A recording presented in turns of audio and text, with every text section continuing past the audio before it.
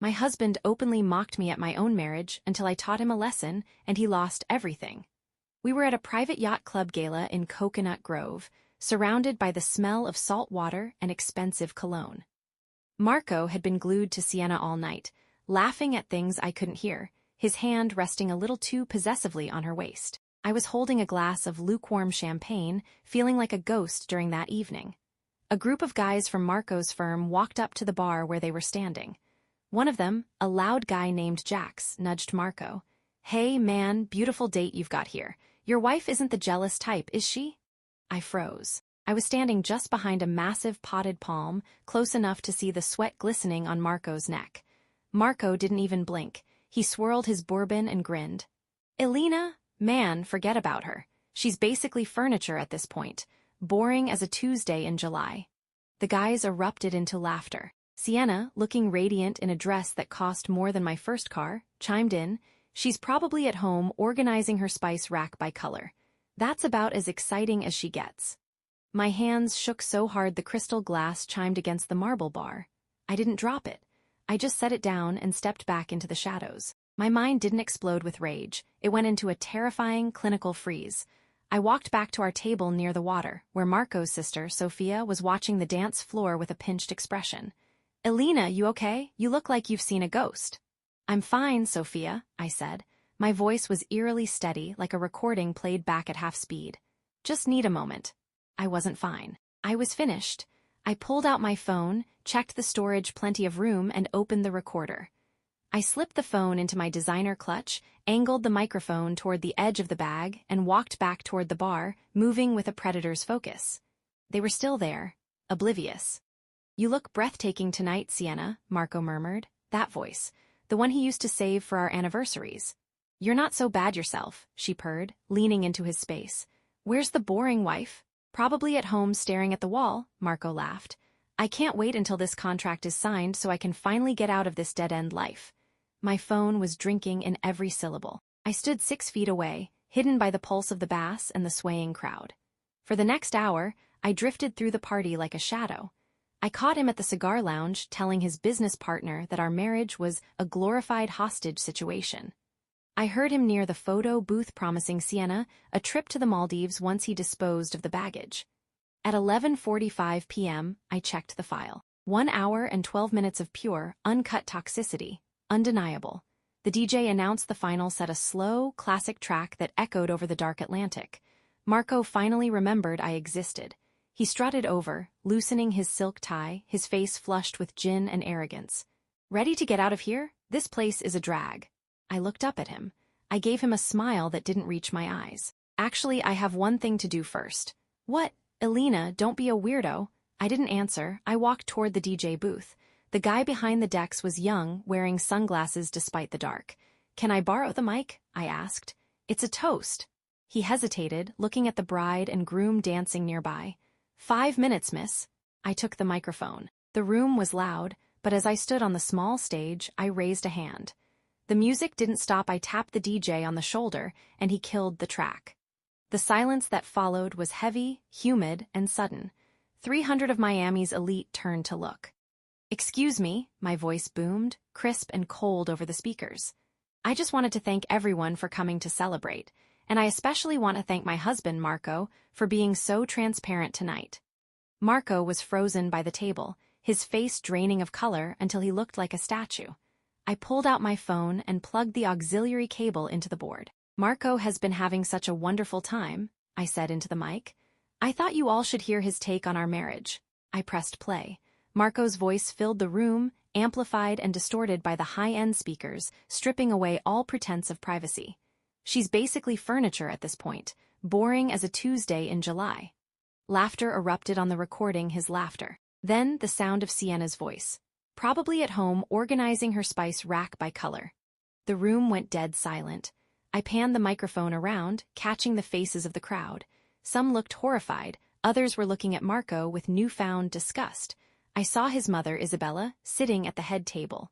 She was a woman who prided herself on old money manners. Her eyes met mine. I expected her to be furious with me for the scene, but she just gave me a faint, imperceptible nod, sipped her espresso, and turned her back on her son. She knew. She had always known. I stopped the recording mid-sentence and let the silence hang there, heavy as the humid Miami air. I didn't say another word. I unplugged my phone, handed the mic back to the stunned DJ, and walked off the stage. My legs felt heavy, as if I were wading through deep water.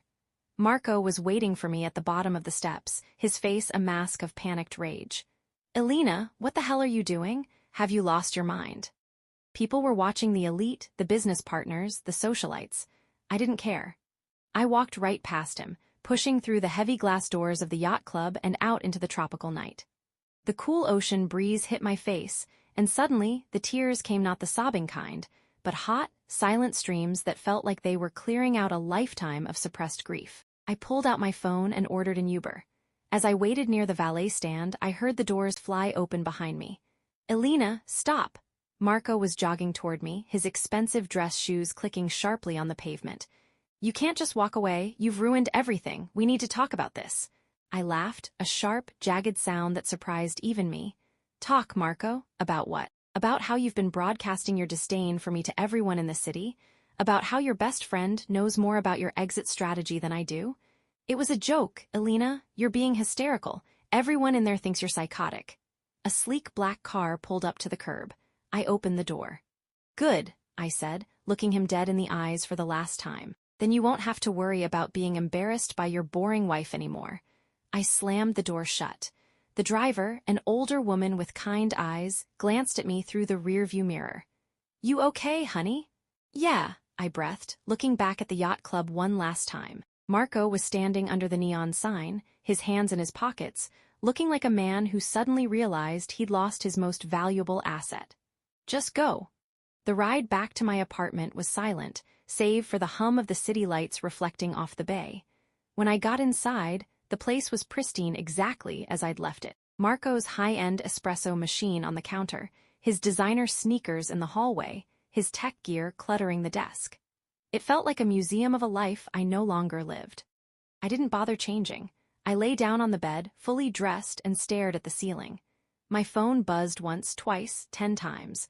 I turned it off and finally, for the first time in years, slept without the weight of his expectations pressing down on me.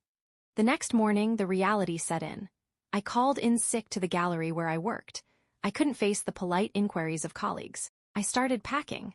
I didn't feel rage anymore, just a profound, hollow exhaustion. Every shirt I folded, every book I boxed up, felt like I was shedding a layer of dead skin. It took me all day.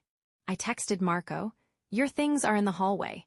Pick them up Tuesday at 2 p.m. My assistant, Julian, will be there to ensure you take only what belongs to you." His reply was immediate. "You're throwing away a 3-year marriage over a joke? You're acting like a child. We need to talk like adults." I didn't respond. I didn't even read the rest. I just flipped the phone over and continued boxing his life away. Tuesday arrived with the harsh, unforgiving sun of a Miami afternoon. I spent the day at the gallery, unable to focus on the art but finding a strange peace in the silence of my own thoughts. At 2:47 p.m. a text from Julian pinged. He's gone, took everything, left his key on the counter with a note. I didn't rush home. I stayed until 6 p.m. letting the city traffic die down. When I finally walked into my apartment, the air felt different, thinner, lighter, cleaner. The space where his massive gaming setup had been was now just a quiet corner. The closet was half empty. It felt like the apartment could finally breathe. I found the note on the counter. "You'll regret this when you calm down." I didn't even finish reading it. I crumpled the paper and tossed it into the trash, right alongside the world's best husband mug I found in the back of the cabinet. 2 weeks later, I was walking along the boardwalk in South Beach, trying to clear my head, when I ran into Sophia, Marco's sister. She was holding a bag of fresh fruit, looking uncharacteristically somber. "Elena," she said, stopping me. She hesitated, looking around as if checking for spies. "I told Isabella she raised him wrong. I told her years ago, but she never listened. She always excused his arrogance, his cruelty. She treated it like a charming quirk." I didn't know what to say. "I saw how he treated you at those dinners," Sophia continued, her voice trembling. "The way he talked over you, the way he acted like your brain was just an accessory to his life. I should have said something sooner. I'm so sorry." I felt a sudden, sharp sting behind my eyes, but I pushed it back. "It's okay, Sophia." "It's not," she said, squeezing my hand before walking away. 2 months passed. I got a promotion at the gallery. I started jogging at dawn, watching the sun rise over the Atlantic, rediscovering the parts of myself I'd buried to keep Marco happy. I hadn't checked his social media in weeks. I was finally, truly moving on. Then the text came from an unknown number. "Can we talk? It's important." I knew it was Sienna. I didn't respond, but she showed up at my building the next day. I met her in the lobby. She looked hollowed out, pale, tired, the vibrant socialite I'd seen at the yacht club replaced by a woman who looked like she hadn't slept in weeks. "Was he like this with you too?" she asked, her voice thin. "Critical of everything, the way I dress, the way I talk. He told me last week I'm not as fun as I used to be." I felt a cold, familiar weight in my chest. "How long have you been together?" 3 months, officially.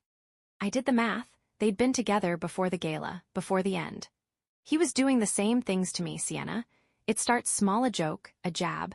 Then he chips away at your confidence until you're just a shell of who you were, all while he tells everyone that you are the problem." Sienna's face crumpled. "But he said you were controlling. He said you were the one who made him miserable." "Course he did," I said, my voice flat. "He's the hero of every story he tells, and the women are just characters he gets to rewrite." "Do you think he'll change?" she asked, looking at me with wide, desperate eyes. I looked at her, and for a moment I saw my own reflection from months ago, but I wasn't that person anymore. "I don't know," I said. "Do you?" I turned and walked away. Behind me, I heard her sobbing in the lobby, but I didn't stop. I walked out into the Miami sun, the heat finally feeling like an embrace instead of a cage. I didn't look back. I didn't owe her a solution, and I certainly didn't owe him another second of my life. I was finally, for the first time in 3 years, completely, blissfully alone.